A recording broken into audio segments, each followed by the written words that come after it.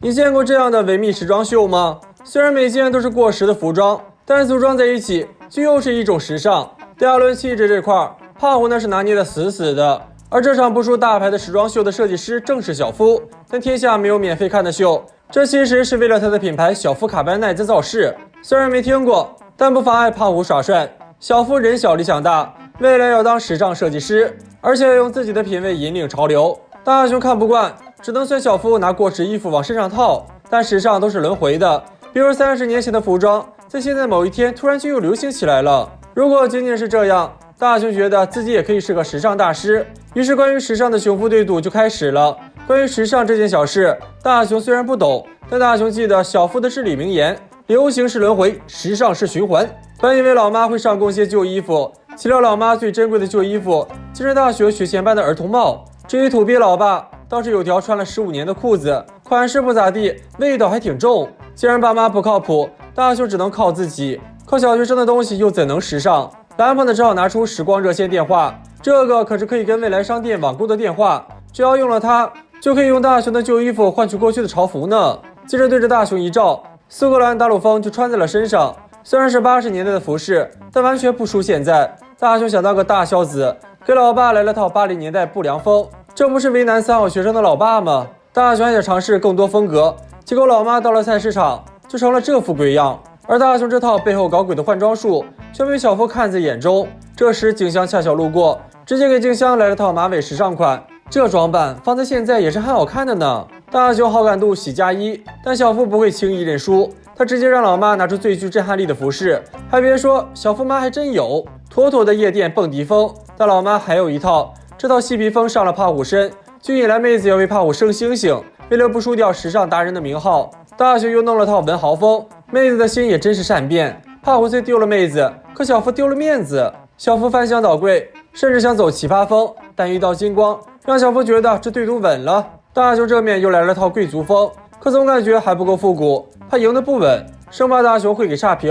客服表示会为大雄寻找最古老的服饰。两人的时装秀终于开始了。首先出场的是虎夫组合，24K 全金打造圣斗士，外加带有小夫家族徽的头盔，还有能削苹果的配件。总之就3个字：有钱任性。本以为这局稳了，可大雄也并非等闲之辈。17时代的猿人时装服饰，此时客服又送来了更原始的。所以说，最原始的服饰到底是什么呢？本该是正常的赛车比赛，却变成了能活下来就不错的生死时速。上一秒还穿越花海，下一秒就上了独木桥。而这场阴谋的主导者竟是他。正常孩子谁爱上学，更何况是大雄。每天2点一线，光那风景早就看够了。蓝胖子不上学当然理解不了，但至少可以改变下风景，让大雄一条大道走到底。大雄本以为被忽悠了，可下一秒竟到了媳妇儿家，这明明就是条通往爱情的路。静香膀胱一扫，妖兽了，我家旁就是商业街。虎父2人也赶上了末班车，上一秒刚遇到大雄，下一秒前路竟成了后山，再下一秒又变了。众人走在乡间小路上，这多亏了蓝胖子，眼看要迟到，蓝胖子移动地图，学校就这么到了。虎父2人都惊呆了。终于挨到放学，众人齐聚大雄家。蓝胖子拿出可移动地图，只要更换瓷砖就能交换场所，只要在地图上能找到的地方都能随便换。小夫提议来场属于小学生的飙车赛，小伙伴们一拍即合。为了不影响现实世界，蓝胖子拿出镜像世界入口，穿过镜面就来到了镜中的世界。众人集思广益，要造最爽赛车道。小夫拿出法国进口模型车，再配合放大灯的效果，最后插上雷达，最强车队就准备完成。第一目标为日本地标富士山，第一个返回之人获胜。随着绿灯的亮起，赛车脱险而出。至于大雄，车毁人亡在起跑线，蓝胖子负责监控地图，虎父2人一马当先，跑过错综复杂的高架桥，再越过跨海大桥。此时的大雄终于追了上来，而前方的风景更精彩，穿越花海，走过音乐之路，穿梭于游乐场，再来波疯狂过山车。眼看富士山就在眼前，如果不出意外的话，要出意外了。神兽竟然来到了异世界，蓝胖子就是嗷的一嗓子。小伙伴们跑得正嗨，谁人都想获得头衔。可下一秒前路竟变了，山间木桥上跑车，居然胖虎都得怕。静香膀胱一扫，前方更刺激。黑黢黢的山洞中，小夫吓得想回家找妈妈。终于到了出口，却不曾想是水帘洞。这一切都是神兽的杰作。可就算大棒在手，蓝胖子还是完败。这么和谐的画面，直接一波送走了蓝胖子。此时的小伙伴们还在生死时速，跳火圈，飞越断桥，好不容易落地，前方就是万丈深渊，遥控器还失灵了，眼看要摔成人渣。蓝胖子及时出手，在睁眼时，终点就在前方。大雄和胖虎是夺冠热门人选，可想要赢，不靠实力，而要靠手段。小夫的一发秘密武器，就想要胖虎的命。小夫以为稳了，岂料胖虎生命力顽强，我的就是我的，你的还是我的。虎子一通乱按，两人上了天。本以为冠军送上门了，可开车不看路，亲人两行泪。蓝胖子本以为自己会被吹成招财猫，岂料这年头小学生就爱刺激的，渴望再来一次。但蓝胖子表示放过本猫吧。如果小伙伴们来设计的话，会在什么地方赛车呢？最高端的桌椅是要融会匠心，还要考虑对方的体型。而让小夫引以自豪的桌椅，没想到竟是小夫爸亲手打造。不怕小夫家是土豪，就怕土豪也会做手工。如此的自吹自擂，小伙伴们听着心累。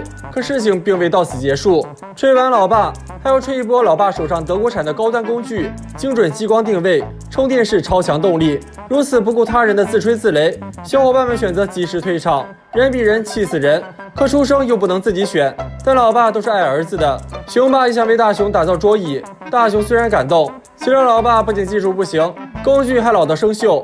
大雄失望透顶，老爸一用力，工具断了。老爸想甩锅工具，为了满足老爸爱儿子的心，蓝胖子拿出木匠药水，只要刻了它，老爸就有了金手指。蓝胖子举起一块木板，想让老爸徒手当锯，岂料还真可以，锋利度堪比中国制造。有了这双手，大雄的桌椅还不是分分钟的事儿。可老爸玩上了头，切过了头，老爸只好从仓库搬出82年的沉木。这木头可是大雄当年亲自从海边搬回来的，用它做桌椅也有着格外的意义。老爸蓄势待发，首先用手带水钉砸出缝隙，接着将木头敲断。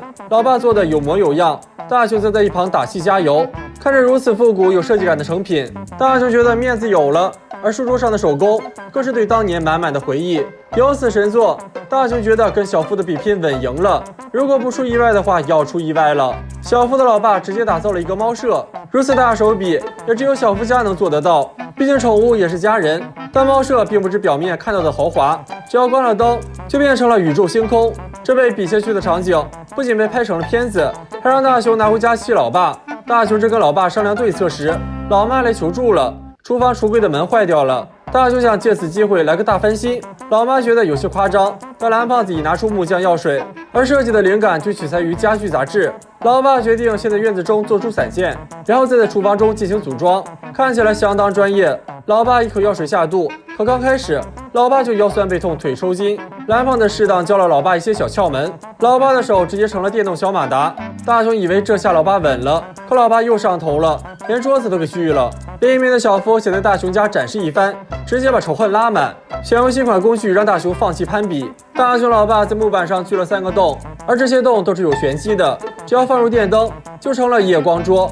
此时的小夫已抵达战场，而小夫爸手中握着最新款工具，殊不知熊爸的手此时都可以电焊了。看着如此不科学的一家，小夫觉得自己完败了，选择跑路走人，改日再战。厨房改造终于完成，全场不灵不灵的。老妈突然觉得老夫老妻也有了新婚的感觉。作为回报，老妈今晚要当个主妇。大雄想气小夫，可小夫却说自家有个更厉害的家伙。大雄只好带上老爸前去应战，可老爸满心只想去取经。小夫家不愧是土豪，竟能来了挖掘机，并要在庭院中打造热带风格温泉。熊爸直接上去吹了波彩虹屁，小夫爸也趁机炫耀起这台了不起的挖掘机。可小夫爸毕竟没去过蓝翔，本以为是个王者，没想到却是个青铜，直接搞起了拆家。小夫爸最终活了下来，可大别墅却变成了毛坯房。为了帮小夫重建家园，众人决定齐心协力。蓝胖子拿出木匠药水，5个奥特曼出现了。另一面的俩主妇正在购物归来的途中，小夫妈还不忘炫耀下自家即将改造的庭院，而大雄5人正在动用超能力进行着一场大工程。等小夫妈归来时，整个人都惊呆了，大别墅直接变成了大城堡。